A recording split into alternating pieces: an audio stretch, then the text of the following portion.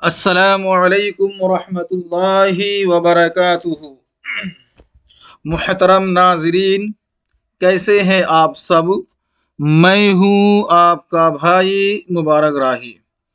साथियों, राही informative YouTube channel पर आप सभी साथियों का पुरजोर इस्तकबाल है, खैर मकदम है, वेलकम है, स्वागत है।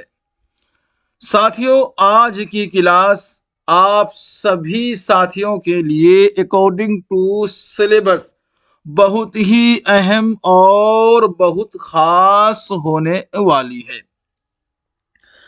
आज की क्लास में मेरे जिस साथियों, जो आज हम पढ़ने की कोशिश करेंगे, जिसको हम आज हम डिस्कस करेंगे, जिसको आज हम समझने की कोशिश करेंगे, वो है आज हम एक अहम टॉपिक सॉनेट को पढ़ेंगे। जब मैं आपको उर्दू नज़म पढ़ा रहा था, जब आप पढ़ रहे थे, आज से तकरीबन 10 क्लास पहले की बात है, तो जो आपके सिलेबस में है, उन सिलेबस के अंदर मैं सॉनेट भी था और माहिया भी था, जो उस वक्त रह चुका था। आज हम उसी को क्लियर करेंगे और जो है आज हम ये सॉनेट को भी पढ़ेंगे और साथियों माहिया को भी पढ़ेंगे, और एक मशहूर नज़म निगार मीराजी जो है, इनको भी हम पढ़ने की कोशिश करेंगे। ठीक है, चलिए आइए साथियों, जो हमारे नए मेहमान हैं उनसे दरखास्त है साथियों, ये क्लास डेली आपके रात के 9 बजे होती है। आप सभी साथी रात के डेली 9 बजे जुड़ सकते हैं। अब क्लास की नोटिफिकेशन पाने के लिए, जानकारी पाने के लिए, डेली बेसिस में नोट्स लेने के लिए या किसी भी एग्जाम की तैयारी के लिए आप हमसे राब्ता कर सकते हैं और इस नंबर पे आप व्हाट्सएप करके नोट्स हासिल कर सकते हैं। चाहिए आप सीटेट की तैयारी कर रहे हैं, या आप किसी भी स्टेट की टेट एग्जाम की तैयारी कर रहे हैं, या यूसीजी नेट की, या टीजीटी पीजीटी वगैरह किसी भी एग्जाम की अगर आप तैयारी कर रहे हैं, तो फिर साथियों ये प्लेटफॉर्म आपके लिए बहुत ही अहम, बहुत ही मायने रखता है। आप यहाँ से 100% तैयारी करके और एग्जाम क्वालिफाई कर सकते हैं। क्या ख्याल है आपका? जब आप आए हैं तो सबसे पहले साथियों जो आपका काम होना चाहिए, वो आपका सबसे पहला काम साथियों लाइक का होना चाहिए, है ना।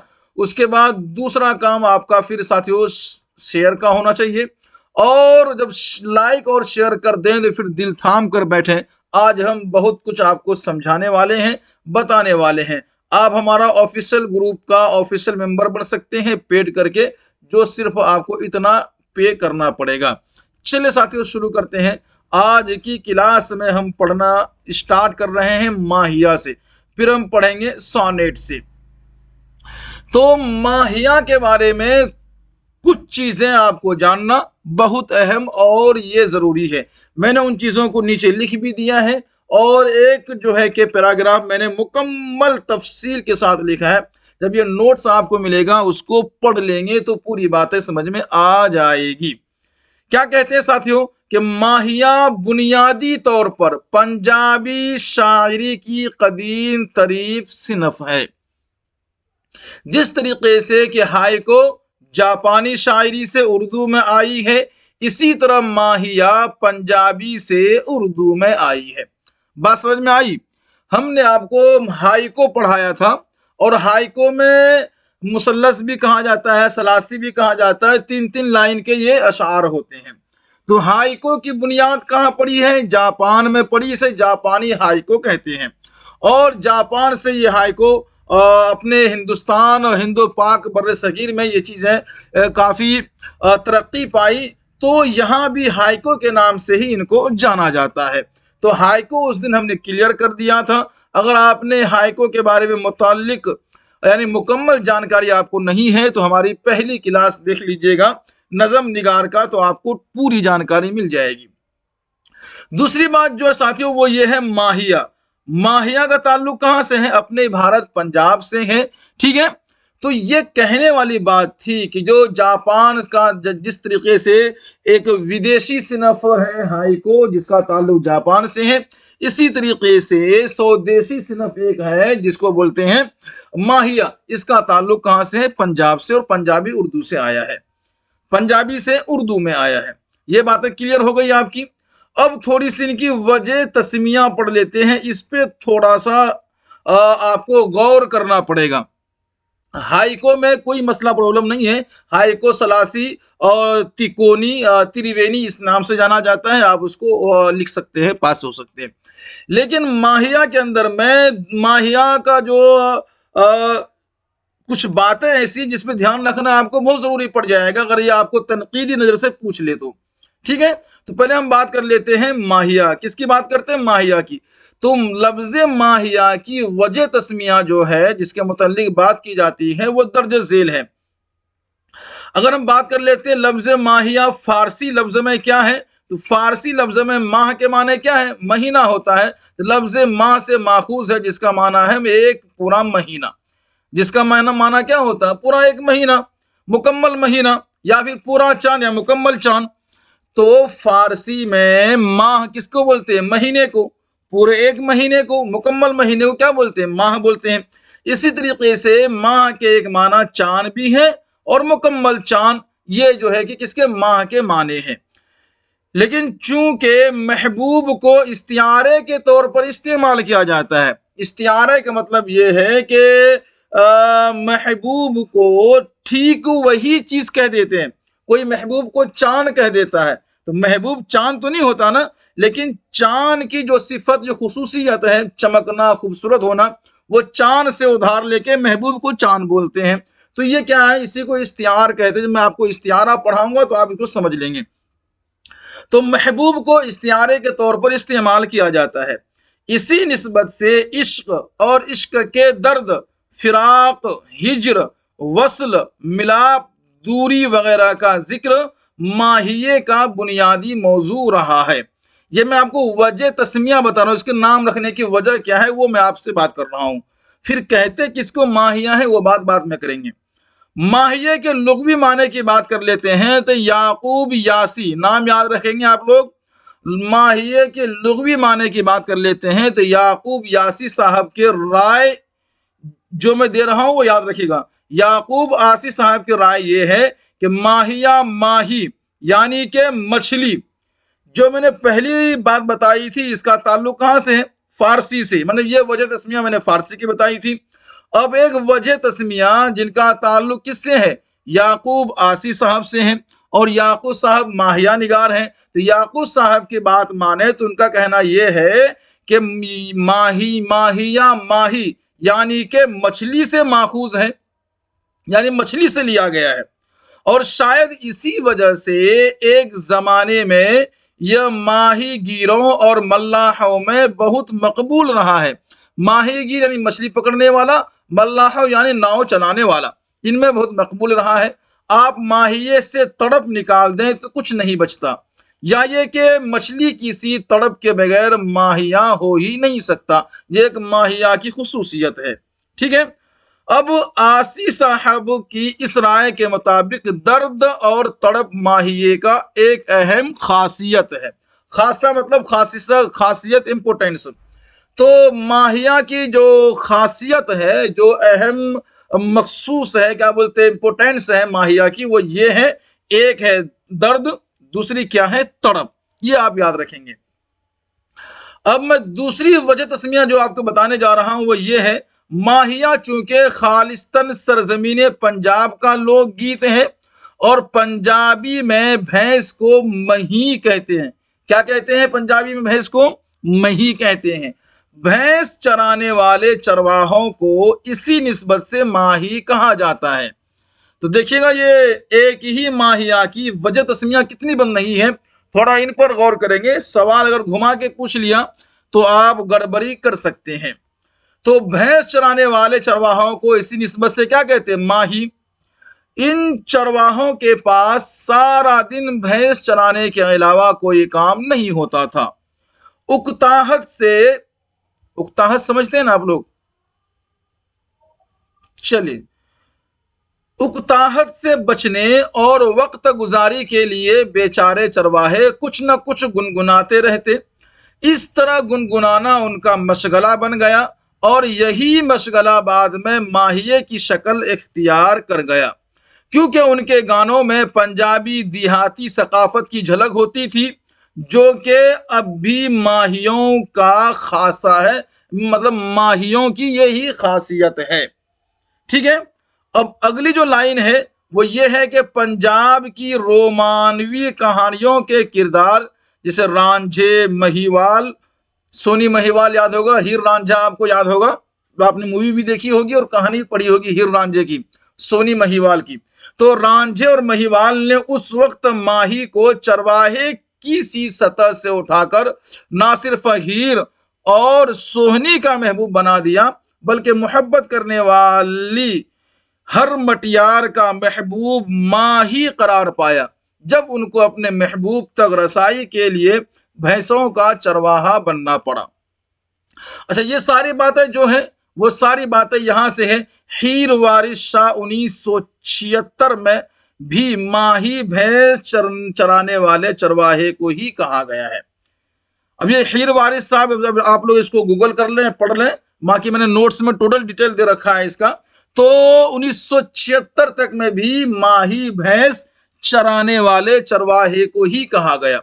अब एक आम सी बात देख लीजिएगा, समझ लीजिए आप लोग, माहिया, लफ्ज माही की वजह तस्मी की बात कर लेते हैं, इनके नाम क्यों रखा गया। इनकी लुगत में जाएंगे तो अगर देखेंगे कि माहिया माह से बना है, तो माह का माना क्या होता है, चांद। माह का माना चांद भी है, माह का माना महीना भी है। ये तो फारसी की हो गई। दूसरा होता साथियों माहिया, माही से लिया गया। तो माही किसको बोलते हैं, मछली को बोलते हैं, है ना। तो दो बात ये तो है कि माह मतलब महीने से या फिर चांद से इसको मुस्तार ले यानी उधार लेकर के इसका माहिया बनाया गया, या फिर ये है कि मछली पकड़ने वाले जो गाते फिरते रहते थे, महागीर मल्लाहों का जो कलाम था टाइम पास करने का, उनसे लेकर के ये माहिया, मछली पकड़ने वालों से माहिया बनाया गया। माही से लेके यानी माहगीर से माहिया बना। तीसरी जो मैंने आपको बताई वो है माही बना किससे, मछली से, भैंस से। क्योंकि पंजाबी में माही किसको बोलते हैं, माही में मतलब भैंस को मही बोलते हैं। भैंस को क्या बोलते हैं, मही। तो इसी भैंस चराने वाले अपने वक्त गुजारे के तौर पर कुछ न कुछ गुनगुनाते रहते, और वही गुनगुनाना इतना मशहूर हुआ, इतना मकबूल हुआ कि वो एक शेरी सनफ इख्तियार कर लिया। वहीं से जो है कि ये माहिया बन गई। तो ये कुछ बातें थी जिनको आप लोगों ने समझ लिया। अब आगे बढ़ते हैं। माहिए की तहरीरी हैयत के बारे में 3 मुख्तलिफ आरा पाई जाती है। आई बात समझ में। आप तो पहले माहिया के नाम के बारे में जितनी भी कंफ्यूजन थी मैंने वहां क्लियर कर दी, और आप लोग पढ़ के उसका जो है कि क्लियर कर लीजिएगा अपने डाउट्स को। माहिया क्या है, उसका नाम माहिया क्यों पड़ा, और किस जबान में क्या था, ये बातें वहां से क्लियर हो गई होगी। अब है कि माहिया की तहरीरी जो लिखने का तरीका है, 1 लाइन 2 लाइन 3 लाइन में माहिया मुकम्मल होती है। तो ये इनमें किन किन लोगों की क्या क्या आराओ ख्यालात हैं, थोड़े इनके बारे में भी गौर करेंगे। हम यहाँ पर सिर्फ आपको 3 ख्यालात बताने वाले हैं, 3 आराओ ख्यालात बताने वाले हैं। पहली किस्म उन लोगों की है जो माहिए को एक ही सतर में लिखने की तजवीज देते हैं। यानी कुछ लोग ऐसे हैं जो ये कहते हैं कि माहिया एक ही लाइन में लिखी जाती है। आशिक हुसैन आशिक और अमीन ख्याल वगैरह के मुताबिक माहिया एक ही सतर में लिखा जाता है। आपको बस ये नाम याद रखना है अपने एग्जाम पास करने के लिए। अमीन ख्याल और आशिक हुसैन आशिक, इनके मुताबिक क्या है कि माहिया एक ही लाइन में लिखी जाती है। और उनका कहना है कि हो सकता है कि माजी में ऐसा होता रहा हो, लेकिन अब ये एक सतरी माहियों से अजनबियत का एहसास होता है। ये कौल हैदर कुरैशी का है। 2 बात यहां क्लियर हो गई। आशिक हुसैन और अमीन ख्याल का कहना यह है कि माहिया एक ही लाइन में लिखी जाती है, ठीक है। लेकिन हैदर कुरैशी का कहना यह है कि हो सकता हो माजी में एक ही लाइन में लिखा जाता हो, लेकिन अब जो है कि एक ही लाइन में लिखना अजनबियत का एहसास होता है। ये 2 बातें सामने यहां पे आ गई, और ये पहली किस्म में है। अब दूसरा गिरोह, दूसरे लोग जो हैं वो माहिए को 2 सुतूर यानी 2 लाइन में लिखने के कौल हैं।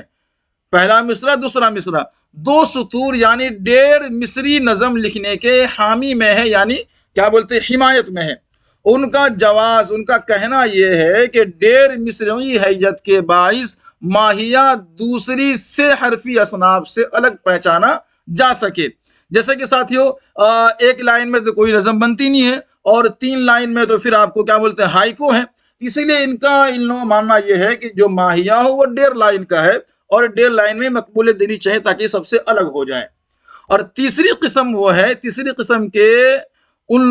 किस्म की जो लोग हैं उन लोगों का कहना है कि जो माहिए की 3 सत्रों में रिवाज देने का अलम बरदार हैं, मानने वाले हैं, इस मकसद में उन्हें कुछ कामयाबी भी मिली। तो यहां बात समझ में आई आपको, जो 1 लाइन में लिखने के कायल हैं किसके, माहिया के, उन्हें भी कामयाबी नहीं मिली। जो 1.5 लाइन में लिखने वाले हैं उन्हें भी कामयाबी नहीं मिली। कुछ कामयाबी अगर मिली है तो किसको मिली, तीसरी किस्म को, यानी कि 3 लाइन में लिखने वाले को।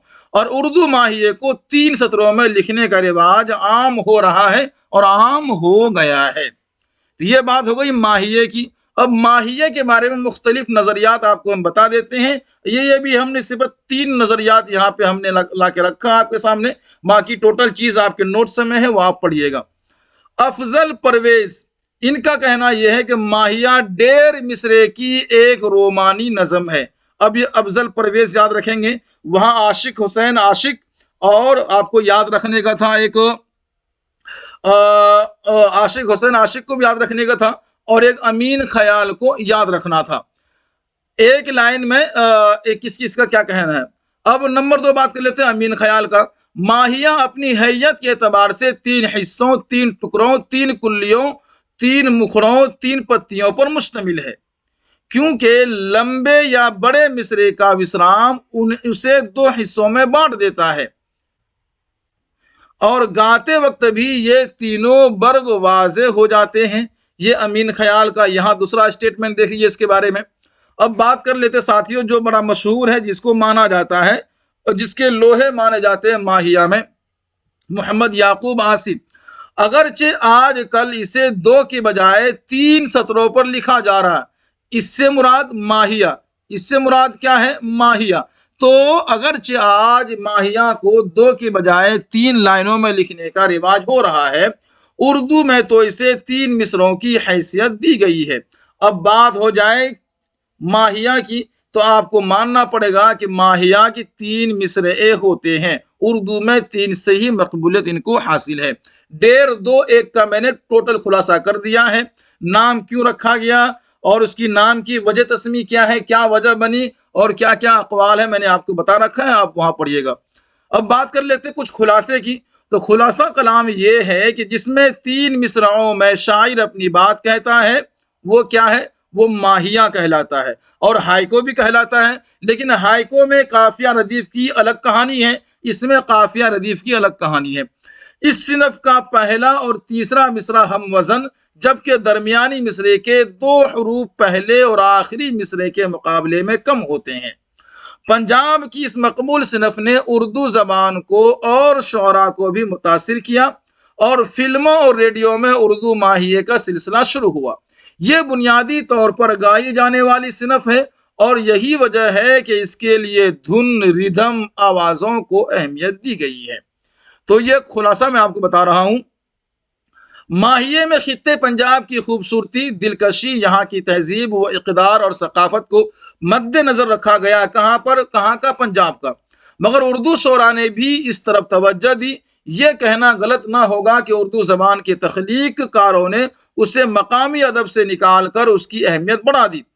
उर्दू ज़बान में इस तरह 3 मिसराओं की हाइको, देखिए हाइको मैंने आपको पढ़ाया ना, हाइको में 3 ही मिसरा होता है, जिसे सलासी भी कहते हैं, त्रिवेणी भी कहते हैं, तिकोनी भी कहते हैं।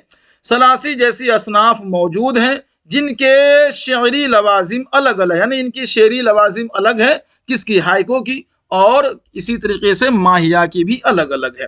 तो इन दोनों के डिफरेंस आपको याद रखना है। एग्जाम में आप यहीं पे कंफ्यूज करेंगे, घुमाने के लिए जो है कि आपको एग्जाम ऐसा एग्जामिनर लिख सकता है। माहिए के हवाले से उर्दू शोरा का अगर नाम लिया जाए, माहिए के हवाले से उर्दू शोरा का नाम लिया जाए तो सबसे पहला नाम किसका आएगा, कमर जलालुद्दीन, कमर जलाल आबादी, लेकिन याद रखिएगा, और साहिर लुधियानवी, ये पहले नहीं है। ना तो ये पहले हैं ना ये पहले हैं। पहले कौन है? हिम्मत राय शर्मा। ठीक है, याद रखिएगा।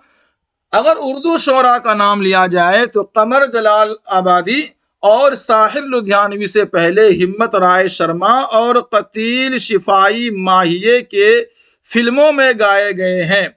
इस हवाले से अख्तर शीरानी, चिराग हसन हसरत जैसे मशहूर शोरा का भी नाम लिया जाता है। तो आप इन नामों को याद रखेंगे, है ना। यही नाम आपसे पूछे जाते हैं और यही जरूरी है।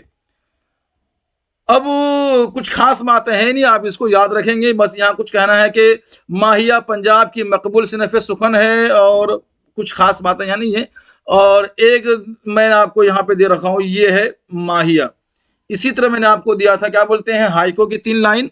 और इसी तरह माहिया की भी हमने 3 लाइन दी है कि सावन में पड़े झूले, तुम भूल गए हमको, हम तुमको नहीं भूले। ये गाना भी आपको याद होगा शायद कि ये भी माहिया है। अब बात कर लेते साथियों सॉनेट के। किसके? सॉनेट की बात कर लेते हैं। इससे पहले मैं आगे बढ़ूं उससे पहले वही चीज वही बात, क्योंकि आपकी तादाद जो है हमें अक्सर अंदर से रंजीदा करती है। तो भाई आपको पहला काम लाइक करने का है, दूसरा काम साथियों जो है आपको आपका शेयर करने का है। बहुत मेहनत लगती है साथियों आप तक अपनी बात पहुंचाने की और आपके सिलेबस के मुताबिक कुछ चीजें ला करके आपके सामने रखने की। और इतना सब करने के बावजूद भी अगर आप जो है कि एक दिलचस्पी नहीं लें और एनर्जी का ख्याल किसी दूसरे का नहीं रखें और जो कहा जाए उसे फॉलो ना करें, तो ये साथियों फिर खयानत होगी। आप सभी से दरखास्त है कि आप जो है ना हमारा एक ऑफिशियल मेंबर बन जाएं। और मेंबर बनने के लिए आपको इतना पे करना पड़ेगा, 9045978747। इस नंबर पे आप राब्ता करके कर सकते हैं। ठीक है, चलिए बाकी सारी बातें आप लोग हमसे व्हाट्सएप पे शेयर करके पूछ सकते हैं। सॉनेट एक ऐसा मुख्तसर नज़म पारा है जो बाकायदा मिजाज उमूमन गिनाई होता है और जिसमें कोई एक संजीदा मतीन ख्याल मुख्तलिफ सूरत में पेश किया जाता है। कहने मतलब यह है कि भाई सॉनेट भी एक नज़म का ही हिस्सा है जिसमें एक संजीदा बात को, संजीदा ख्यालात को पेश किया जाता है। इसके लिए 14 मिसराओं की हद मुकर्रर है। यही इसकी एक अहम मेन पॉइंट है जिससे आप जो है कि सॉनेट को याद रख सकते हैं। हाइको में 3, रुबाई में 4, माहिया में 3, मुसम्मन में, जल्दी से बताइए ना, जल्दी से, मुसम्मन, मुखम्मस में 5, मुसम्मन, मुसद्दस बताइए 8। इसी तरीके से मैंने आपको एक चीज और बताई थी इससे पहले, टराइले, है ना, उसमें कितने मिसरा जल्दी से आप बताइएगा, हमने आपको बताया था, जल्दी से बताइएगा इसमें कितने मिसरन कितने लाइन होते हैं। तो 14 मिसरों की हद मुकर्रर है और इसमें कवाफी की तरतीब मखसूस और पेचीदा होती है। कवाफी मतलब वही काफिया की तरतीब मखसूस और अलग अलग होती है, पेचीदा होती है। चलिए अब बात कर लेते हैं इस्तिलाह में सॉनेट किसे कहते हैं। तो इस्तिलाही मानों में सॉनेट 14 मिसरों वाली उस नज़म को कहते हैं जिसमें एक खास मिजाज, लबो लहजा और बहर में खास जज्बे या एहसास की तर्जुमानी की गई हो। ठीक है, तरतीब और काफिया का मखसूस निज़ाम भी हो। हनीफ कैफी ने अपनी किताब जिसका नाम क्या है, उर्दू शायरी में सॉनेट, मैंने ये नोट्स में दे रखा है, आप इसको पढ़िएगा। ठीक है, तो हनीफ कैफी की किताब जो उर्दू शानी में सॉनेट है उसमें मुख्तलिफ तारीफों की रोशनी से ये सॉनेट की मुताल्लिक जो नताइज अक्सर किए गए हैं वो बहुत ही कारआमद और मुफीद भी हैं।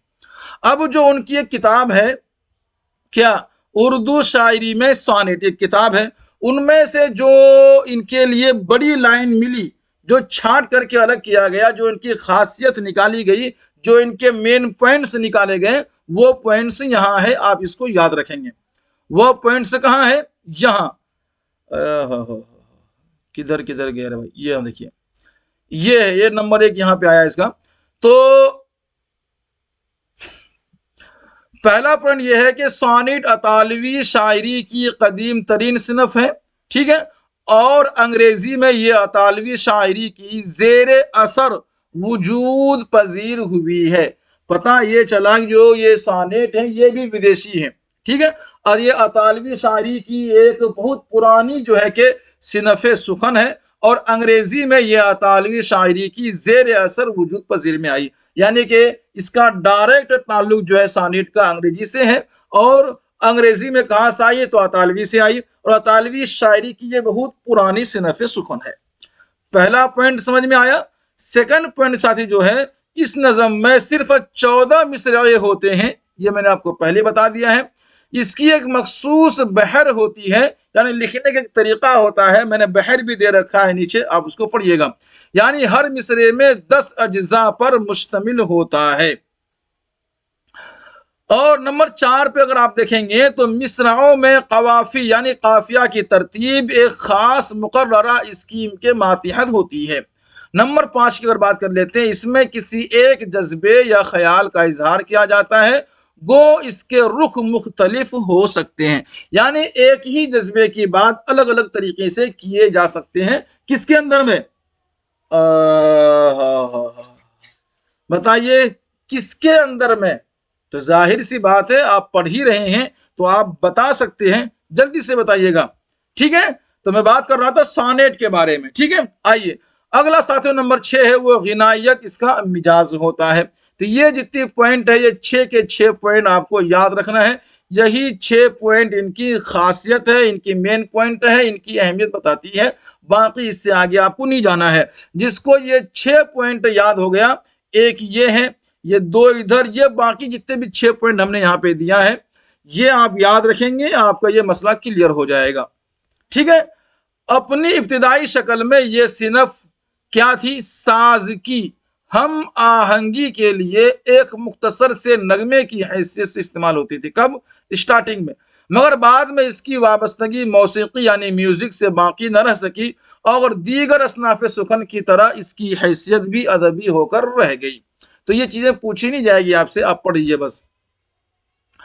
अब बात कर लेते हैं बहरे हाल। बहरे हाल में क्या है कि ये इटालियन लफ्ज सोनेटो से ये मुश्तक है, यानी इससे बनी है, और हैयत अंग्रेजी शायर में 3 सूरतें रखती है। यानी कि सोनेट जो है ये अंग्रेजी में अगर देखा जाए तो इनकी 3 किस्में होती है।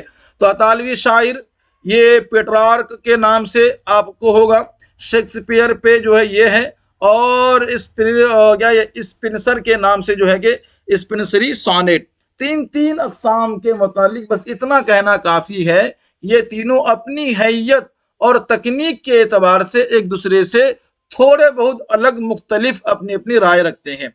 इन तीनों में जो सबसे बड़ा है साथियों वो ये है, जो अतालवी शायर हैं यही सबसे आगे सबसे बड़े माने जाते हैं, और सबसे ज़्यादा हैसियत और मुस्तकिल मकाम इन्हीं को हासिल है। तो कुछ बातें जो आप याद रखेंगे। एक और बातें याद रखें यहाँ पर, मतलब सोनेट के मुतालिक, कि आम तौर पर ख्याल किया गया है कि उर्दू में जो सोनेट है इनकी बुनियाद सबसे पहले अख्तर शिरानी ने डाली। जो आम तौर पर सवाल पूछ लिया जाए कि सोनेट की बुनियाद भारत में किसने डाली थी, तो भाई अख्तर शिरानी ने। मगर हनीफ कैफी की तहकीक अगर देख लिया जाए तो उनका कहना है कि अख्तर शिरानी उर्दू के पहले सोनेट निगार नहीं है, बल्कि अव्वलियत का जो सेहरा है वह काजी अहमद मियाँ अख्तर जूनागढ़ी के सर पर है। तो ये लाइन आपके लिए, आपके एग्जाम के लिए ये लाइन खास है, इस लाइन को याद रखेंगे। बाकी मैंने जो ऊपर आपको 6 पॉइंट बताया है वो 6 पॉइंट याद रखेंगे, सोनेट का मसला पूरा क्लियर हो जाएगा। यहां मैंने सोनेट का मुकम्मल तफसील दे रखा है, आप उसको पढ़िए। ये भी तकरीबन 10 पेज में है। आपको, आपके पास टाइम हो तो आप इसको पढ़ लेंगे, नोट से तो आपको मिल ही जाएगा अगर आप लेना चाहेंगे। इसमें उन्होंने मिसाल भी दिया है, बहर भी दिया है, और लिखने का तरीका, बनाने का तरीका, जो मशहूर है, जो मशहूर गाने हैं, जो मशहूर जो है कि हाइको हैं, और जो मशहूर जो है कि आपके क्या बोलते हैं कि माहिया है, मैंने उन सभी को उसमें मेंशन कर दिया है। आप पढ़ेंगे तो आपको फायदा हो सकता है।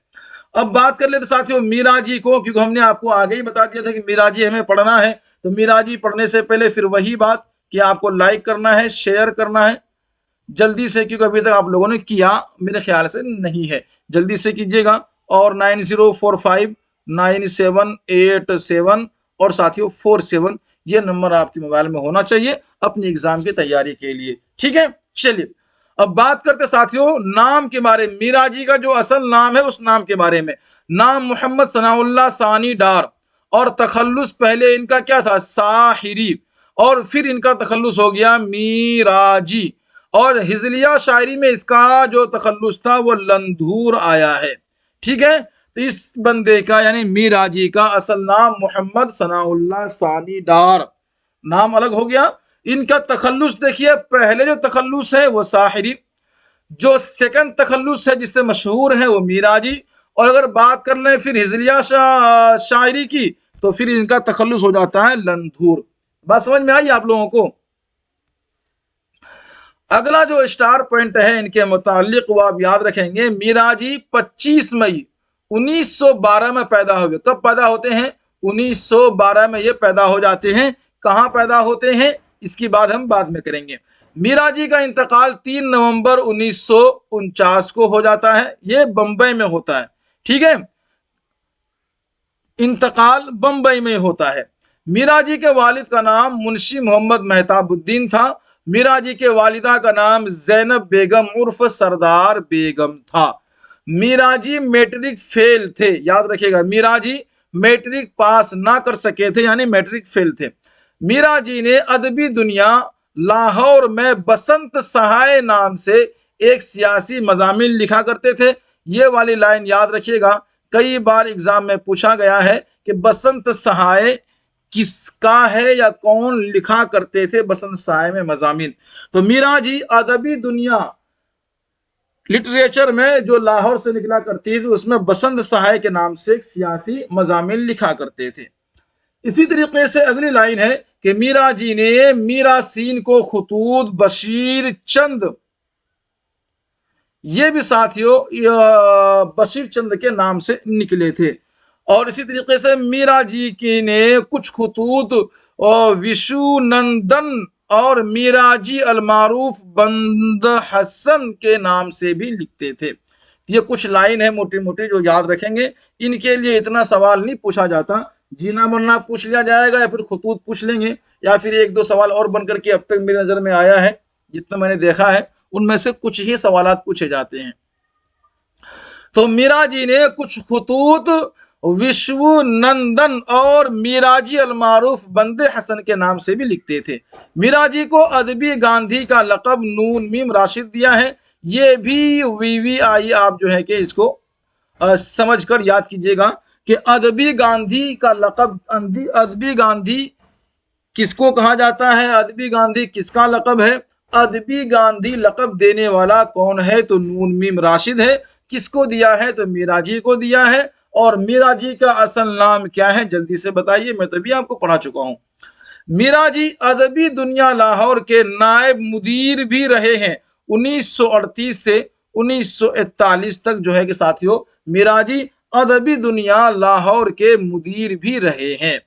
इसी तरीके साथियों बात करते हैं आगे। मीराजी ने ऑल इंडिया रेडियो, अभी तो फिलहाल इन चीजों के नाम खत्म हो गए, तो ऑल इंडिया रेडियो दिल्ली में 1942 से 1945 तक काम किया है, तकरीबन 3 साल। ठीक है, मीराजी ने बातें के उन्वान से माहनामा साकी दिल्ली में अदबी कालम लिखे थे, लिखे और लिखते भी थे। मीराजी की पूरी शायरी को तरक्की पसंदों ने जिनसी गिलाजत का ढेर करार दिया है। ये वाली लाइन आपके लिए माने रखता है। ठीक है, तो जिनसी गिलाजत का ढेर किसके शायरी को करार दिया गया है? तो मीराजी की शायरी को करार दिया है। किसने करार दिया है? तो तरक्की पसंदों ने कहा है कि जो मीराजी है ना, मीराजी इनकी जो शायरी है ये गिलाजत का ढेर है। अच्छा, कौन सी गिलाजत का? तो जिनसी गिलाजत का ढेर करार दिया गया है। ठीक है, मीराजी शायरी के बानी तस्लीम किए जाते थे। तो मीराजी जदीद शायरी के, जदीद कहा गया इसका, तो मीराजी जदीद शायरी के बानी तस्लीम किए जाते थे, जदीद शायरी के बानी। चलिए, आई होप कोई दिक्कत कोई परेशानी नहीं होगी। बहुत खामोश हैं आप लोग, इसीलिए मैं चुपचाप पढ़ता और निकलता जा रहा हूं, क्योंकि ये बातें मैं तभी समझाने की कोशिश करूंगा जब मुझे पता लगे कि सामने वाले समझ नहीं रहा है या सामने वाले का कहीं ना कहीं पेट में मरोड़ है, तो उसकी मरोड़ को दूर करने की कोशिश की जाएगी। और जब आप इतनी खामोश हैं, लगता है कि सभी चीजें क्लियर हैं और आप जो है कि काफी समझदार है, तो फिर कुछ कहने की जरूरत है नहीं। मैं फिर फॉर्मेलिटी के तौर पर पढ़ता पढ़ता निकल जा रहा हूं। बस दरखास्त यही है, आप जो है कि कमेंट्स में अपनी राय जरूर रखें, पढ़ना कैसा है, पढ़ क्या रहे हैं, फायदा हो रहा है नहीं हो रहा, उन तमाम बातों को तस्करा करते रहा करें। जी आपका भी लगे, जी हमारा भी लगे, मेहनत आप भी कर रहे हैं, मेहनत हम भी कर रहे हैं, फल आपको भी मिले, फल हमें भी मिले, तो फिर देर किस बात की है, कोशिश किस करने की तो फिर साथियों जरूरत आपको भी हमें भी है। कोशिश इधर से भी है तो आप भी कोशिश कीजिए, और साथियों अपने साथियों को लेकर के हमारे जो है कि एक ऑफिशियल मेंबर बन जाइए, जिससे साथियों हमें भी एक सहारा मिले और आपकी कामयाबी आपको उठाकर एक ऐसी मंजिल तक पहुंचाए जहां आपको पहुंचना है। अब बात कर लेते साथियों मीरा जी के कारनामे। तो मीरा जी के गीत क्या करते हैं? मीरा जी के गीत एक तसनीफ है जो 1943 में मकतबा उर्दू लाहौर से शाये हुई। 1900 यानी 1943 में मकतबा उर्दू लाहौर से शाये होती है। उसका नाम है मीरा जी के गीत। मीरा जी की नज़में ये साथियों 1944 में साकी बुक डिपो दिल्ली से शाये होती है। इसी तरीके से गीत ही गीत ये भी 1944 में साकी बुक डिपो दिल्ली से शाये होती है। ये भी मीरा जी की तसनीफ है। पाबंद नज़में ये 1968 में किताब नुमा रावलपिंडी पाकिस्तान से शाये होती है। किसकी? मीरा जी की। और बात कर लेते हैं तीन रंग 1900 ये भी 68 में किताब नुमा रावलपिंडी से शाये होती है। रावलपिंडी। तो यहां तक बात समझ में आई आपको? बस ये किताबें याद रखनी है और किताबों की सन याद रखनी है, ये चीजें पूछी जाती है। सहे आतिशा की बात कर लेते हैं तो 1992 में बंबई से ये चीजें शाये हुई है। कुल्लियात मिराजी की बात कर लेते तो 1994 में ये चीजें शाये होती है और इनको तरतीब देते हैं डॉक्टर जमील जालबी। तो ये बातें क्लियर हो गई है, यहाँ कुछ कहने की बातें है नहीं, ना तफसीर की, ना तमहीद की, ना तारीफ की, जितना है उतनी, क्योंकि वक्त के पाबंद आप सभी हैं, नहीं तो फिर थकेंगे आप लोग। और मुझे लग रहा है कि आप लोग कुछ ना कुछ चाह ही नहीं रहे हैं। मीरा जी की तनकीद के बारे में बात कर लेते हैं। तो मीरा जी की जो तनकीदी तसनीफ है वो है मशरिको मगरिब के नगमे। क्या है? मशरिको मगरिब के नगमे, जो साथियों 1958 में तनकीदो तराजिम, मतलब ये इसके अंदर क्या है? इनके अंदर तनकीद है और तर्जुमे और शायरी है जो 1958 को शाये होती है। चलिए आगे बढ़ें। एक और साथियों तनकीदी नज़म जिसमें जिसका उन्वान है, जिसका नाम है इस नज़म में, ये इसमें भी साथियों तनकीदी मजमून है इसमें, और ये 1994 में 44 में शाये होती है। अब कुछ तर्जुमा निगारी है इनकी, किनकी? मीरा जी की तराजिम। तो मीरा जी के बारे में सभी चीजें मालूम हो गई है, कुछ और लाइनिंग है, इसको देख लेते हैं। तो सबसे पहला जो तर्जुमा है इनका वो है निगार खाना। क्या है? निगार खाना। संस्कृत शायर दामोदर गुप्त की किताब। क्या ये? संस्कृत शायर दामोदर गुप्त की किताब, जिसका नाम है कुटनी मतन का नसरी तर्जुमा किया है। शायरी तर्जुमा नहीं है, नसरी तर्जुमा है इसके अंदर में, ठीक है। एक इसी तरीके साथियों खेमे के आसपास ये उम्र खयाम की रुबाइयात का तर्जुमा है। तो उम्र खयाम किसकी लिखी हुई है? जल्दी से बताइएगा, मैं आपको पढ़ा चुका हूं।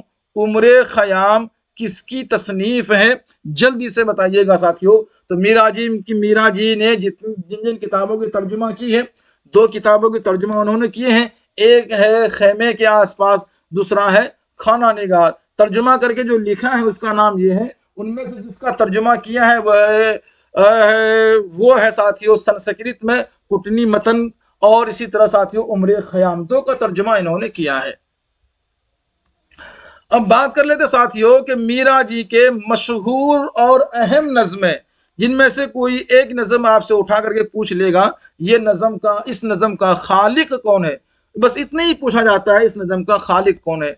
इनमें से चार उठाएगा, कहेगा बियोपारी, अंजाम, कैफे हयात और मुजतरब, मुज़कुरा बाला शायर का या मज़कूरा वाला नज़म का खालिक कौन है? तो फिर थोड़ा आप कंफ्यूज ना हो जाएं।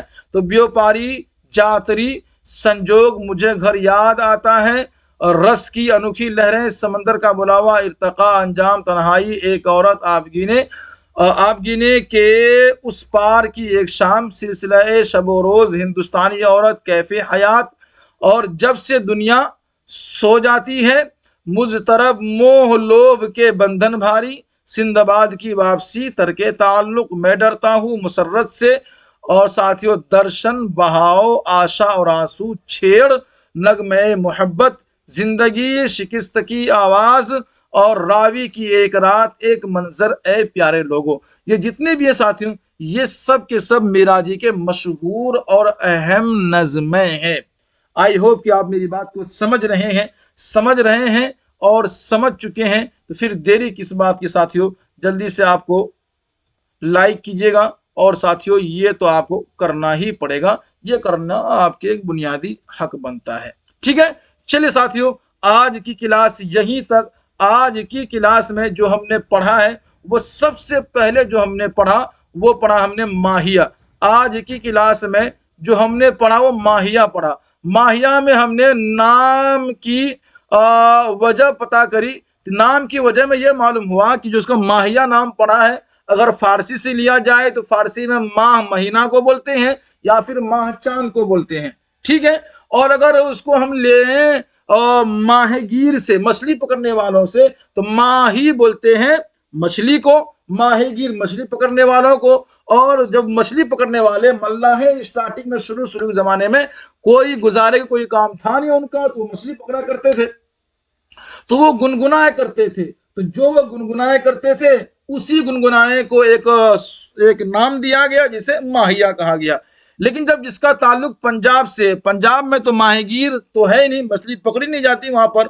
फिर पंजाब में होता क्या है, तो पंजाब में साथियों मही बोलते हैं भैंस को। मही किसको बोलते हैं? भैंस को बोलते हैं। तो भैंस मही भैंस को बोलते हैं, और भैंस चराने वाले को माहिया कहा जाता था। और भैंस चराने वालों का भी साथियों वही हाल था जो माहीगीर का बताया गया, कि उनके पास भी वक्त गुजारी का कोई सामान था नहीं, वो भी गुनगुनाए करते थे, और आगे चलकर ये इतना मकबूल हुआ कि उसे माहिया कहा गया, जिनकी दलील दी गई रांझे से, सोनी महिवाल से, हीर रांझे से, और बाकी और भी चीजों से, और जिनमें आप कई सारे कौल पढ़े हैं। उनमें जब बात हुई उनके लिखने की तरतीब में कुछ बातें यूं आई कि कुछ लोग कहते हैं कि एक ही लाइन में लिखी जाती है, कुछ लोगों का कहना है 2 लाइन, कुछ लोगों का कहना है कि 3 लाइन में लिखी जाती है। लेकिन उर्दू में मकबूलियत 3 लाइन को मिली हुई है, तो आप 3 लाइन में याद रखेंगे। तो 3 लाइन में हाई को भी लिखा जाता है, 3 लाइन में 3 मिसरे में क्या बोलते हैं माहिया भी लिखा जाता है, लेकिन दोनों में सिर्फ काफिया का फर्क है, काफिया की तरतीब का दोनों में फर्क है, याद रखेंगे। इसी तरीके से जो हमने एक चीज और पढ़ी साथियों, वो हमने पढ़ी थी क्या, वो हमने पढ़ी अभी सोनेट, है ना।